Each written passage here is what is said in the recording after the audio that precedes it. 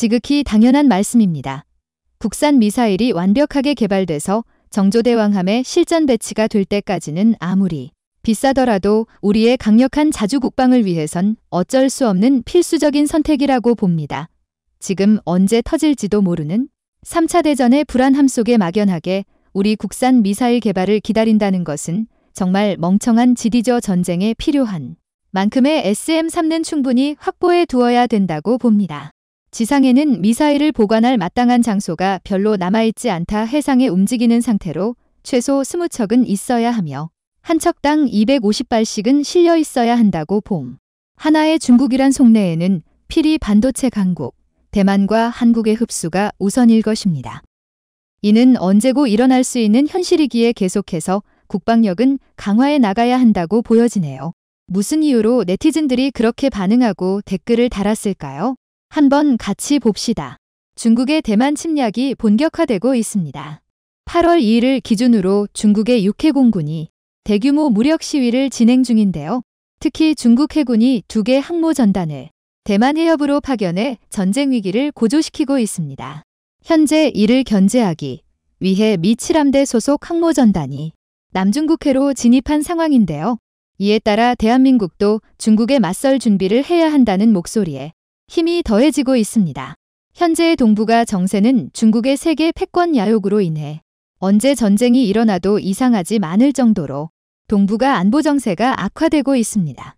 하지만 지금 우리 해군이 동원할 수 있는 대양 전력은 제주 해군기지에 위치한 7기동 전단이 전부입니다. 게다가 그마저도 반쪽에 불과합니다.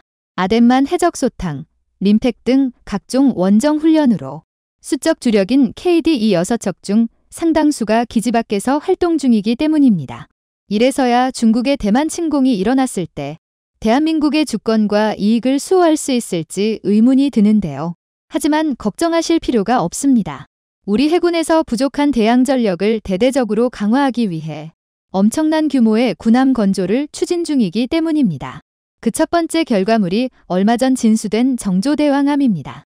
정조대왕함은 미국의 최신 이지스함과 동등한 수준의 국산 초대형 함수소나를 비롯해 한국이 개발한 여러 국산 레이더와 무기가 도입된 순양함급 이지스함입니다. 특히 BMD 체계가 도입되어 북핵에 대한 탐지 및 추적과 요격까지 가능한 만능함인데요. 우리 군에서는 2028년까지 총 3척의 정조대왕급을 도입해 군의 전력을 대폭 강화할 방침입니다. 뿐만 아니라 2024년부터는 완전 스텔스 설계를 강화하고 국산 레이더로 구성된 통합 마스트가 탑재된 한국형 구축함 KDDX 6척이 추가로 건조됩니다.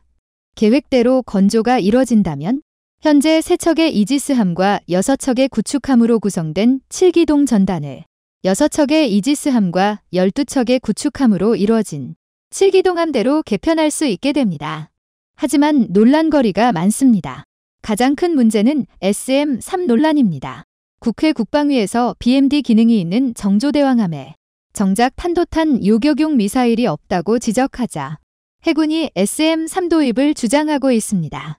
하지만 SM-3 도입 단가가 너무 비싸 이 미사일의 적정성을 두고 논란이 일고 있는데요. 그래서 준비했습니다. 오늘은 날이 갈수록 커져가는 전쟁 위기 속에서 대한민국의 바다를 지킬 미래 구축함 전력과 탑재될 무장에 대해 상세히 알려드리겠습니다. 중국의 군사행동 목적이 침략이라는 것이 노골적으로 드러나면서 우리 역시 위험한 것이 아니냐는 우려가 깊어지고 있습니다. 중국이 이렇게 철저하게 준비를 하고 있다면 수년 내 전쟁이 일어날 것이 불보듯 뻔하기 때문입니다. 하지만 이런 위기 상황에도 아직도 많은 대다수의 국민들이 대만과 중국의 전쟁이 우리와 무슨 상관이냐고 생각하고 있습니다. 친일 국가인 대만이 뒤집어지는 것보다 지금 당장 올라가는 물가가 더 걱정이라는 반응인데요. 그런데 그렇지가 않습니다. 먼저 중국의 대만 침공을 뜻하는 양만 전쟁이 발발하면 대한민국이 사용하는 거의 모든 해운이 끊깁니다. 유럽, 중동, 동남아를 거쳐 한반도까지 이어지는 최단거리 항로가 차단되면서 선박 운행이 중단되는데요. 거의 모든 물자가 해상으로 운반되는 한국 입장에서는 그야말로 최악의 상황이 되는 것이죠. 그런데 만약 중국이 대만을 장악한다면 더 끔찍한 일이 벌어집니다. 바로 중국의 아시아 패권 장악이 가시화되기 때문인데요. 현재 중국은 미국이 추구하는 항행의 자유를 부정하며 무해통항권의 개편을 주장하고 있습니다. 무해통항권은 특정 바다의 연안을 점유하고 있는 국가의 영해에서 다른 국가의 선박이 제약 없이 항행할 수 있도록 하는 국제 규정인데요. 그런데 중국은 이를 굉장히 고가화하고 있습니다. 대만을 장악하면 중국 해군이 닿는 모든 바다를 중국이 통제해야 하기 때문인데요. 이렇게 될 경우 물류가 막힌 대한민국은 총 한 방 쏴보지도 못하고 중국에 항복해야 하는 끔찍한 상황이 벌어질 수도 있습니다. 이는 정말 상상만 해도 참담한데요. 이대로라면 광복 후 분단처럼 패권 경쟁에서 승리한 강대국에게 한국이 휘둘릴 수 있습니다. 그렇다면 한국이 이를 극복할 방법이 전혀 없는 것일까요? 현재의 대한민국은 과거의 대한제국처럼 나약한 국가가 절대 아닙니다. 과거와 달리 지금 우리는 우리의 바다를 지킬 능름하고 강력한 해군이 있습니다. 그 증거가 바로 최근 진수된 정조대왕함입니다. 미국 항모전단이 남중국해에 진입하고 시진핑이 바이든을 협박하던 지난 7월 28일 대한민국에서는 우리 역사상 4번째 이지스함인 정조대왕함이 진수됐습니다. 정조대왕함은 길이 170m, 폭 21m, 경하 8,200톤의 순양함급 구축함입니다. 만재톤수로는 12,000톤의 거함인데요. 이전까지 대한민국 최강의 전투함이자 첫 국산 이지스함이었던 세척의 세종대왕급 이지스함에서 얻은 노하우에 다수의 국산 장비를 더한 우리 해군의 자부심입니다. 그만큼 무장이 아주 훌륭한데요. 함포와 미사일, 소나와 여러 보조 레이더까지 첨단 국산 장비가 탑재되어 있습니다. 특히 통합 소나 체계가 굉장히 우수합니다. 음파를 쏘아 적을 찾는 능동형 초대형 함수 소나, 광범위한 해역의 음파를 분석해 적을 찾는 선배열 소나, 적 잠수함의 회피를 고려해 심도를 조정해 적을 찾을 수 있는 가변 심도 소나로 중무장했는데요. 전방위 대형 함수 소나는 탑재를 위해 도크를 추가로 파내야 했을 정도로 가변 심도 소나는 후방 좌측에서, 선배열 소나는 후방 우측에서 효율적으로 운용됩니다. 또 레이더의 국산화도 상당합니다. 선체 상부에 국산 3차원 레이더 SPS-560K가 탑재됐습니다. SPS-560K는 X밴드 A세 레이더로 세종대왕함이 사용하던 외산 SPS-95K를 압도합니다. 뿐만 아니라 한국형 수직 발사관 케이블레스1과 케이블레스2가 총 40셀 탑재되어 있는데요. 이를 통해 해성, 초음속 미사일 등 국산 무장을 사용할 수 있습니다. 그야말로 2022년에 걸맞는 최신 군함입니다. 그런데 이렇게 뛰어난 군함에도 문제가 있습니다. 바로 제대로 된 국산 탄도탄 묘경용 미사일이 없다는 것입니다. 현재 정조대왕함에는 탄도탄 요격이 가능한 BMD 체계가 탑재되어 있습니다. 한국이 도입하는 SM-6 미사일로도 탄도탄 요격이 가능하지만 이 미사일도 마찬가지로 외산이라는 점은 변함이 없습니다. SM-6 미사일은 미 해군의 함대공 유도 미사일로 미국 레이시온사가 개발했는데요. 사거리는 최대 460km가량으로 우리 해군이 현재 운용하는 SM-2 미사일의 사거리 170km의 2배가 넘습니다. 현재 한국은 한국형 방공 미사일을 개발 중이지만 실전 배치까지는 앞으로 수년이 더 걸릴 것이며 국산 미사일이 SM-3 성능에 도달하려면 2030년이 지나야 한다는 것이 문제로 지적되고 있습니다. 문제는 또 있습니다. 현재 해군은 북한의 핵도발을 상승 단계에서 요격하기 위해 SM-3 도입 사업을 추진 중입니다. SM-3 미사일이야 현존 최고의 요격 미사일임을. 그런데 문제가 너무 비쌉니다. 발당 단가가 250억 원 정도로 추정되는데요. 가격이 비싸지면 충분한 수량을 확보할 수 없고 이렇게 되면 방공 미사일의 효용성을 의심받을 수밖에 없습니다. 이 때문에 국내 일각에서는 시간과 예산을 더 투자해 국산 미사일이 나올 때까지 기다리자는 반대 의견도 상당합니다. 하지만 많은 전문가들은 해군의 의견이 맞다고 말합니다. 당장 전쟁이 일어날 판에 개발 중인 미사일에 의존할 수는 없다는 것입니다. 이는 상당히 합리적인 주장입니다. 지금은 무사히 완성돼서 명품 무기로 인정받고 있으나 클러스터 처리 문제로 개발 일정이 지연됐던 해군 단거리 미사일만 봐도 확실히 알 수 있습니다.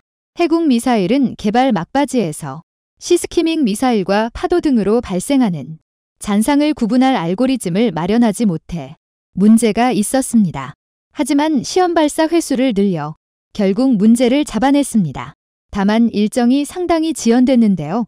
따라서 국산 미사일이 아무리 좋다 할지라도 위태로운 동부가 정세를 무시하면서 무조건 국산에 의존하는 것은 물론 그렇다고 외산에 무조건 기대서도 안 됩니다.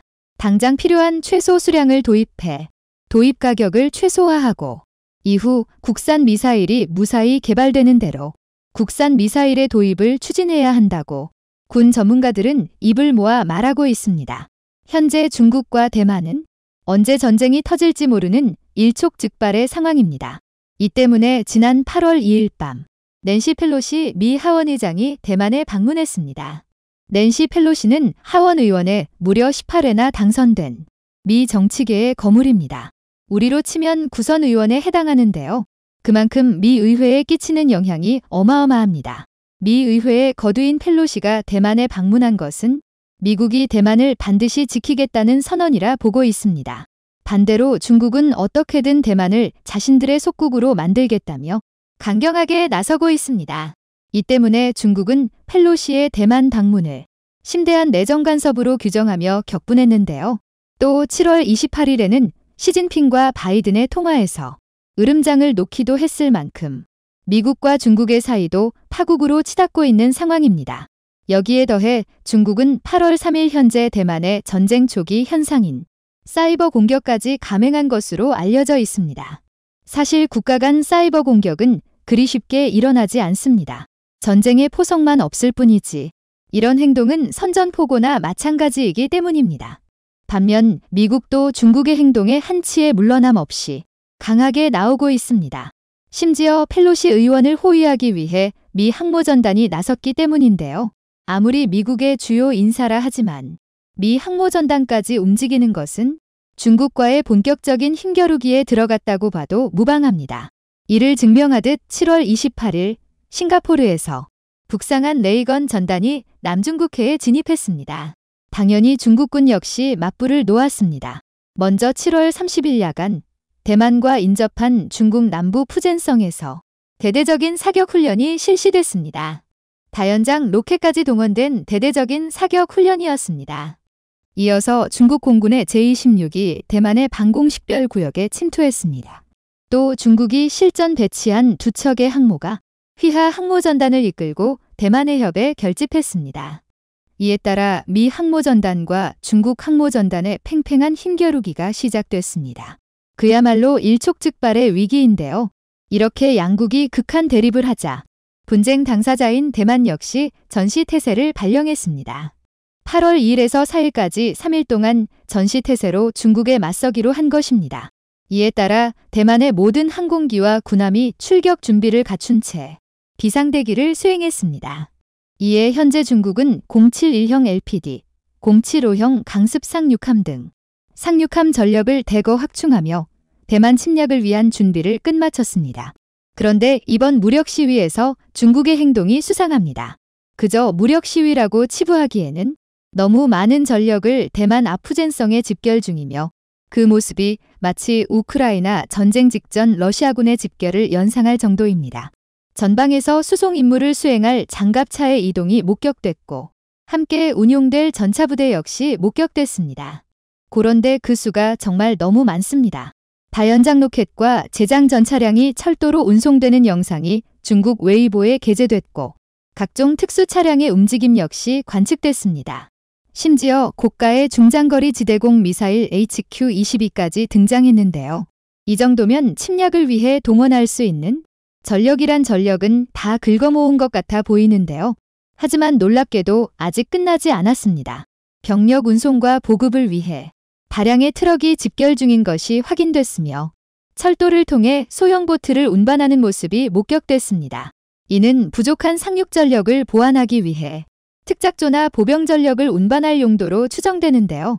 뿐만 아니라 8월 2일 오후 한때 차오저우, 산터우 등지에서 민항기의 이착륙이 멈춰섰습니다. 지금 동북아는 양만 전쟁이라는 새로운 전쟁의 소용돌이에 휩싸이게 됐고 그 중심에 대한민국이 자리 잡고 있습니다. 최근 급격하게 요동치고 있는 국제정세 속에서 글로벌 방산무기 시장은 폭발적인 성장세를 보이고 있는데요. 그런데 요새 군사무기 분야에서 유독 죽창무기라는 단어가 전 세계적으로 유행을 하고 있는 상황입니다. 여기에서 말하는 죽창무기는 간단히 말해 상대적인 군사력의 열세로 인해 적국의 공격을 버틸 능력이 없더라도 상대를 한 방에 끝장낼 수 있는 무기. 한마디로 나도 한 방, 너도 한 방이라는 것이죠. 그런데 그렇지 않아도 글로벌 방산업계의 초신성으로 떠오르고 있는 한국에서 대해 전용 죽창무기를 개발하는 것에 성공해내 엄청난 화제가 되고 있습니다. 적국의 함대가 아무리 많다 할지라도 이제 우리 해군이 필사의 각오로 전투를 펼친다면 상대 역시 전멸을 결코 피할 수 없는 궁극의 무기를 개발한 것인데요. 이 궁극의 무기의 이름은 바로 초음속 대함미사일입니다. 게다가 한국이 개발한 초음속 대함미사일은 통상적으로 알려진 것과 확연한 차이점으로 기존 단점을 최대한 보완했다는 극찬을 받고 있는 상황이기 때문에 지난 수십 년간 해상전력에 천문학적인 투자를 감행하고 있던 중국과 일본 등 주변국들의 날선 반응이 속출하고 있는 상황입니다. 그도 그럴 것이 최근까지도 초음속 미사일은 음속을 겨우 넘는 아음속 미사일과 달리 최소 음속의 2배에서 최대 음속의 5배 사이를 오가는 막강한 무기로 알려지고 있었는데요. 그런데 가장 최근 공개된 자료에 따르면 한국이 개발한 초음속 미사일은 거의 극초음속 미사일에 버금가는 음속의 5배 정도로 비행할 수 있는 것으로 전해지고 있어 엄청난 화제가 되고 있는 것이죠. 실제로 이는 최신형 요격 미사일과 탐지 레이더를 모두 장착한 군함들도 방어해내기 어려운 속도인데요. 이에 따라 주변국들 역시 새로운 이지스함과 요격 미사일 체계를 배치하며 다급히 한국의 초음속 무기에 맞불을 놓겠다는 입장을 전하고 있습니다.